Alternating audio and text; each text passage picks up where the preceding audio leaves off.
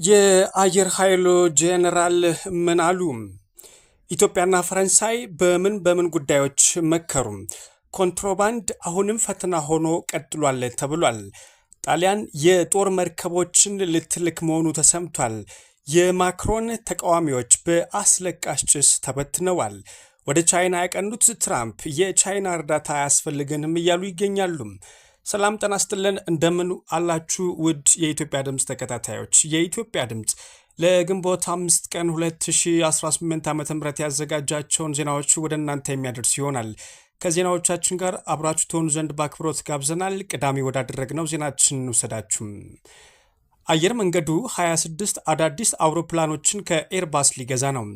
የኢትዮጵያ አየር መንገድ 6 ኤ350 እና 20 ኤ220 አውሮፕላኖችን ጨምሮ በአጠቃላይ 26 አዳዲስ የመንገደኛ አውሮፕላኖችን ከኤርባስ ኩባንያ ለመግዛት ድርድር መጀመሩም ገልጿል።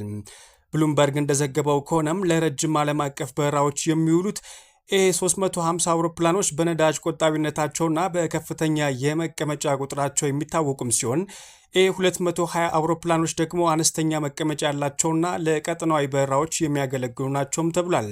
ይህ ታላቅ አውሮፕላኖች ግዢ አየር መንገዱ የነበሩትን አሮጌ አውሮፕላኖች በዘመናዊና ነዳጅ ቆጣቢ በሆኑ አዳዲስ ሞዴሎች ለመተካት ካለው ስትራቴጂካዊ እቅድ ጋር የተያያዘ መሆኑም ተገልጿል። የፈረንሳይና ኢትዮጵያ ታሪካዊ ወዳጅነት ወደ ስትራቴጂካዊ የባህር ኃይል አጋርነት ተሸጋግሮም ወዳጅነቱ ዛሬ ላይ ደርሷል። የኢትዮጵያና ፈረንሳይ ዲፕሎማሲያዊ ግንኙነት ከ100 ዓመታት በላይ ያስቆጠረና በጋራ ጥቅም ላይ የቆመ ብርቱ ወዳጅነት ነው። ፈረንሳይ የኢትዮጵያን የባህር በር የማግኘት ጥያቄ አግባብነትና ሕጋዊነት በግልጽ ከሚደግፉ ሀገራት ቀዳሚዋም ስትሆን የፕሬዝዳንት ማክሮን አስተዳደር ኢትዮጵያን በሰላማዊ መንገድና በዓለም አቀፍ ሕግ መሰረት የባህር በር ለማግኘት የምታደርገውን ጥረት ሙሉ በሙሉ እንደሚደግፉ አረጋግጠዋል። ይህ ድጋፍ በንግግር ብቻም ሳይወሰን የኢትዮጵያን የባህር ኃይል መልሶ ለማደራጀትና አባላቱን ለማሰልጠን በሚደረገው የመከላከያ ትብብር በተግባር እየታየ ይገኛልን ብለዋል። ሀገራቱ ያላቸው የኢኮኖሚ ትብብር ከተለምዶዊ የእርዳታ ሰጪና ተቀባይ ግንኙነት ወጥቶ ወደ ኢንቨስትመንትና የጋራ ምርታማነት ተሸጋግራል ነው ያሉትም።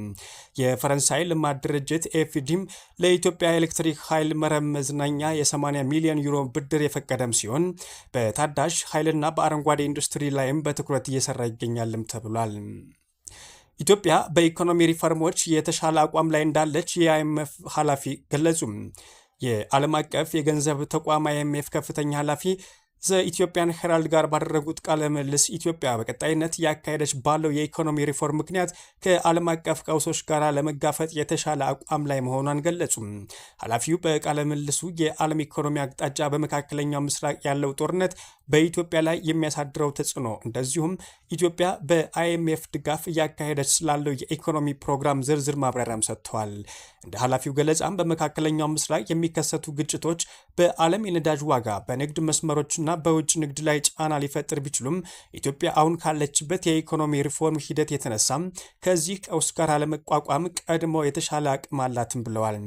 በተጨማሪም መንግስት እየወሰደ ያለው የፋይናንስ ሪፎርም፣ የውጭ ምንዛሬ ስርዓት ማሻሻያና የግል ዘርፍ ተሳትፎን ለማሳደግ የሚደረጉ ጥረቶች በኢኮኖሚ ላይ አወንታዊ ተጽዕኖ እያሳደሩ መሆናቸውንም አመላክቷል። አይኤፍኤ በኢትዮጵያ ጋር በመተባበር የሚካሄደው ፕሮግራም የኢኮኖሚ መረጋጋትን ለማራገጥ፣ የዕዳ ጫና ለመቀነስና ዘላቂ እድገትን ለማጠናከር ያለመ መሆኑም ተገልጿል። ኮንትሮባንድ የአገር ፈተና ሆኖ መቀጠሉን የጉምሩክ ኮሚሽን አሳወቀ። በ10 ወራትም 392.2 ቢሊዮን ብር ከቀረጥ ነፃ ማበረታቻ መስጠቱም ተገልጿል። ኮንትሮባንድ አሁንም ሀገር እየፈተነች የምትገኝበት አገር ሆኖ መቀጠሉን የኢትዮጵያ ጉምሩክ ኮሚሽን አሳውቋል። ኮሚሽኑ ይህንን የገለጸው የ2018 በጀት ዓመት የ10 ወራት እቅድ አፈጻጸሙን በተመለከተም ማክሰኞ ግንቦት 4 ቀን 2018 ዓ.ም በሰጠው ጋዜጣዊ መግለጫ ላይ ነው። የጉምሩክ ኮሚሽን ደበሌ ቀበታ ኮንትሮባንድ አገር እየፈተነች በምትገኝበት ትልቅ አደጋ መሆኑን፣ በተለይም ወደ አገር ውስጥ የሚገባው ኮንትሮባንድም ከኢትዮጵያ ታሪክ ጋር እኩል የዘለቀ ፈተና ሆነ ይቀጥላልን ብለዋል። አሁንም ኮንትሮባንድ ለመግታት በርካታ ስራዎች ኮሚሽኑ እየሰራ እንደሚገኝም ኃላፊው ገልጸዋል። የኢትዮጵያ አየር ኃይል ዋና አዛዥ ሌተናል ጀነራል ይልማ መርዳሳ የሩሲያ ወታደራዊ አውሮፕላኖች ጥራትና ምቾት በማድነቅ ሩሲያ ለኢትዮጵያ ታማኝና ስትራቴጂካዊ አጋር መሆኗን ገለጹ። ጀነራሉ ለሩሲያ ቴሌቪዥን በሰጡት ቃለ መጠይቅ ላይ ለረዥም ጊዜ በሱ-27 የጦር አውሮፕላን ላይ በተዋጊ አብራሪነትና በአስተማሪነት ማገልገላቸውን አስታውሰው አሁን ላይ በቢሮ ስራ ቢጠመዱም በሱ-27 እና ሱ-30 አውሮፕላኖች ላይ አልፎ አልፎ እንደሚበሩም ተናግረዋል። የሩሲያ የጦር መሳሪያ ቴክኖሎጂ ፕላትፎርም ለስልጠናም ሆነ ለውጊያ እጅግ ምቹ መሆኑን የመሰከሩት ዋና አዛዡም የኢትዮጵያ አየር ኃይል አወቃቀርም በዚሁ ቴክኖሎጂ ላይ የተመሰረተ በመሆኑም መሐንዲሶችና አብራሪዎች በስርዓቱ በደንብ የተላመዱ መሆናቸውንም አስረድተዋል። የሩሲያን የአቪዬሽን ብቃት ሲገልጹም ሁሉንም ነገር ስለሚያውቁም አቪዬሽን ከሩሲያ የመነጨ ነው ማለት ይቻላል። አውሮፕላኖቹ በቀላሉ የሚዘወሩና ለውጊያ እጅግ ምቹ ናቸውም ብለዋል። ከወታደራዊ ቴክኖሎጂ አቅርቦት ባሻገርም በሁለቱ ሀገራት መካከል ያለውን ጥብቅ ዲፕሎማሲያዊ ግንኙነት ያነሱት ሌተናል ጀነራል ይልማ መርዳሳ ሩሲያ መርህ መሰረት ያደረገች ሀገርና መንግስት ሲሉም አወድሷታል። በተለይም ኢትዮጵያ ባሳለፈቻቸው እጅግ አስቸጋሪና ፈታኝ ወቅቶች ሩሲያ በተደጋጋሚ ከጎኗ መቆሟን በማስታወስም ስትራቴጂካዊ አጋርነቷን በተግባር ያረጋገጠች ሀገር ናትም ብለዋል። የሩሲያ ድጋፍ በወታደራዊ ዘርፍ ብቻ የተገደበ አለመሆኑን ያብራሩት ጀነራሉ ሀገራቱ በኢትዮጵያ ልማት ስራዎች ላይም ያላት ተጨባጭ ተሳትፎም አጉልተዋል። ለአብነትም ከአየር ኃይሉ ግቢ የቅርብ ርቀት ላይ በሩሲያ የተገነባ የኤሌክትሪክ ግድብ መኖርን በመጥቀስም በአሁኑ ወቅት የተለያዩ የሩሲያ ቴክኖሎጂዎችና ድጋፎች ሀገሪቱ በመጠቀም ላይ እንደምትገኝም ገልጸዋል። አየር ኃይሉ ከሚያገኘው የአቪዬሽን ድጋፍ ባለፈ ሩሲያ የኢትዮጵያ ቁልፍ ስትራቴጂካዊ አጋር መሆኗን ኢትዮጵያ ጠንቅቃ እንደምትገነዘብና ለዚህም ትልቅ እውቅና እንደምትሰጥም ሌተናል ጀነራል ይልማ መርዳሳ አረጋግጠዋል። የኢትዮጵያ ድምፅ ዜናዎች መደመጣቸውን ቀጥሏል። ከውጭ መገናኛ ብዙሃን ወደ ተሰሙ ዜናዎች አልፈናል። ትራምፕ በቢሊዮነሮች ታጅበው ቤጂንግ ገቡ። ፕሬዝዳንት ዶናልድ ትራምፕ ከፍተኛ የአሜሪካ የንግድ ልዑካን በመምራት በ10 ዓመታት ውስጥም በቻይና ጉብኝት ያደረጉም የመጀመሪያው የአሜሪካ መሪ በመሆን ቤጂንግ ገብተዋል።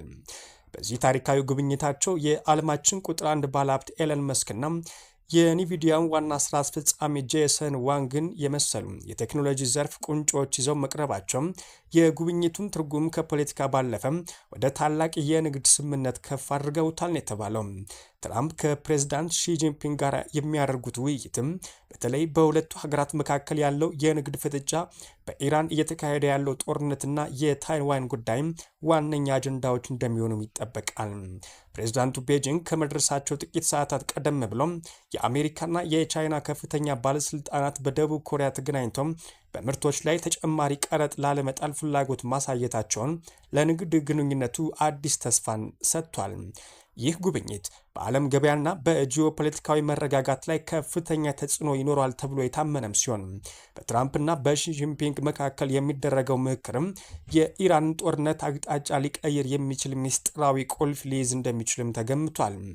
ታላላቅ የንግድ መሪዎች መገኘትም አሜሪካ ከቻይና ጋር ያላትን የቴክኖሎጂ ፉክክር ወደ ትብብር ለመቀየርም የምታደርገው ስልታዊ እንቅስቃሴ ተደርጎም ተወስዷል።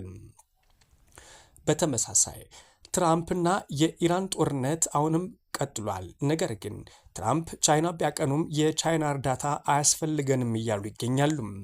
ፕሬዝዳንት ዶናልድ ትራምፕ ወደ ቤጂንግ ለይፋዊ ጉብኝት ከማምራታቸው አስቀድሞም ከኢራን ጋር ያለውን ጦርነት ስጋት ለመፍታት የቻይናው ፕሬዝዳንት ሺጂንፒንግ ጣልቃ ገብነት እንደማያሻቸው በግልጽ አሳውቀዋል።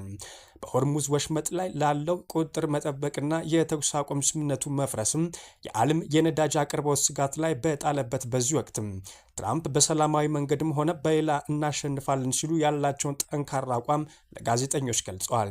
ይህ ንግግር አሜሪካ በቀጠናው ያላትን የበላይነት ለማስከበር በራሷ መተማመኗን የሚያሳይ ሆኖም ተወስዷል። በሌላ በኩል ኢራን በሆርሙዝ ወሽመጥ ያላትን ተጽዕኖ ለማጠናከር ከኢራቅና ከፓኪስታን ጋር የነዳጅ ማጓጓዣ ስምምነቶች ያደረገችም ሲሆን ሌሎች ሀገራትም ተመሳሳይ ስምምነት ለመድረስ እየጣሩ መሆኑ ተሰምቷል። ቻይና ከኢራን ነዳጅ ከሚገዙ ግንባር ቀደም ሀገራት አንዷና የቴህራን የቅርብ ወዳጅ ብትሆንም የትራምፕ አስተዳደር ግን የራሱን መንገድ ለመከተል መምረጡም ዓለም አቀፍ መገናኛ ብዙሃን ዘግበዋል። የኬንያ ፖሊስ የፈረንሳይ ተቃዋሚዎችን በአስለቃሽ ጭስ በተነ። የኬንያ ፖሊስ ማክሰኞ ዕለት በናይሮቢ በሚገኘው ኬንያታ ዓለም አቀፍ የስብሰባ ማዕከል የተካሄደ ወደ ነበረው አፍሪካ ፎርዋርድ ሰሚት ለመጓዝ የሞከሩ በደርዘን የሚቆጠሩ የፈረንሳይ ተቃዋሚዎችን በአስለቃሽ ጭስ በትኗል። ተቃዋሚዎቹ ፈረንሳይ በአፍሪካ ያላትን የፖለቲካና የኢኮኖሚ ተጽዕኖ እንደቀጠለች በመግለጽም አህጉሪቱ ከውጭ ኃይሎች ጣልቃ ገብነት ነፃ የሆነችና ሉዓላዊነቷ የተከበረ እንዲሆን ጥሪ አቅርበዋል። በናይሮቢ ማዕከላዊ የንግድ ግዛት ውስጥ በተካሄደው በዚሁ ተቃውሞ ወቅትም የውጭ አገር ዜጎች ጨምሮ 5 የሰብአዊ መብት ተሟጋቾች በቁጥጥር ስር መዋላቸውን ቢቢሲ ዘግቧል። በመጨረሻም ጣሊያን የጦር መርከቦችን ወደ ፋርስ ባህረ ሰላጤ ልትልክ መሆኑ ሰምተናል። ጣሊያን ቋሚ የተኩስ አቁም ስምምነት ላይ የሚደርስ ከሆነም 2 የጦር መርከቦችን ወደ ፋርስ ባህረ ሰላጤ እንደምትልክ ገልጻለች። ወደ ጦርነት ቀጠናው የሚሰማሩት እነዚህ የጦር መርከቦች ባህር ላይ የተጠመዱ ፈንጂዎችን በማሰስ የሚያመክኑ ናቸውም ተብሏል። የመከላከያ ሚኒስትሩ ጉዲዮ ኬርኬዞ በጣሊያን ምክር ቤት ባደረጉት ንግግራቸው ወደ ሆርሙዝ ወሽመጥ መርከቦች የሚላኩት የህዝብ እንደራሴዎች ፍቃድ ከሰጡ ብቻ ነው ብለዋል። ይህ የሚሆነውም አሁን ባለው የተኩስ አቁም ስምምነት መሰረትም ሳይሆን ሰላም የሚያሰፍን ዘላቂ አስተማማኝና እውነተኛ የተኩስ አቁም ስምምነት ላይ ሲደረስ ነው ብለዋል። ከባህር በታች ፈንጂ ያፍነው የሚያመክኑ መርከቦች ወደ ቀጠናው ለመድረስም ሳምንታት እንደሚወስዳቸው ገልጸዋል። አሁን ላይ ጣሊያን መርከቦችን በሜዲትራኒያን ባህርና ቀይ ባህር አቅራቢያ ለማሰማራት እያሰናዳች መሆኑን ተመላክቷል። ኢራን ጦርነቱ ከተነሳ አንስቶም የሆርሙዝ ወሽመጥን መዝጋቷም ዓለም አቀፍ የምጣኔ ሀብት ቀውስም አስከትሎ ይገኛል። ነዳጅና ማዳበሪያም ጨምሮ የሸቀጦች ምርት ከመናሩ ባሻገርም ቴሄራን በወሽመጡ ፈንጂ ማጥመዷን አሜሪካ ማሳወቋም የሚታወስ ነው። ውድ የኢትዮጵያ ድምፅ ተከታታዮች የኢትዮጵያ ድምፅ ለግንቦት 5 ቀን 2018 ዓ.ም ያዘጋጃቸውን የሀገር ቤትና የባህር ማዶ ዜናዎች እነዚህን ይመስላሉ። አብራችሁን ስለነበራችሁ ከልብ እናመሰግናለን። ሰላምን ተመኘን።